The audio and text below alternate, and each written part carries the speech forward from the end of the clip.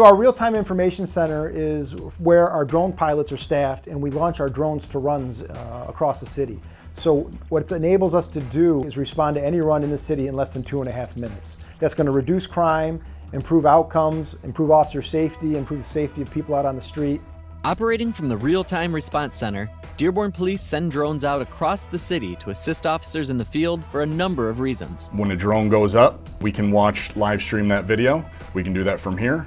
We can do that from in the patrol cars.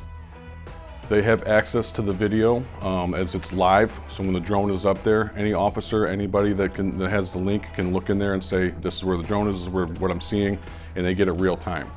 So there's no delay from the video to accessing that information. We can get the drone up and launch in about 40 seconds.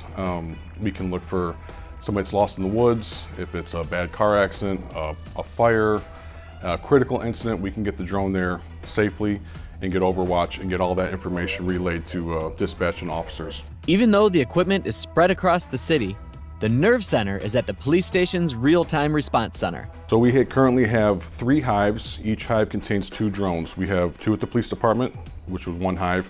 We have 2 at the fire station 2, and then we have 2 at fire 4. So we can cover most of the city. This is the central located ones, the police department, and then we have one on the west end and one on the east end. Everything's done right here. We have access to, obviously, Fusus and other camera systems. Fusus is a community camera sharing program that businesses and residents opt into, so the police can quickly access crucial information at a crime scene.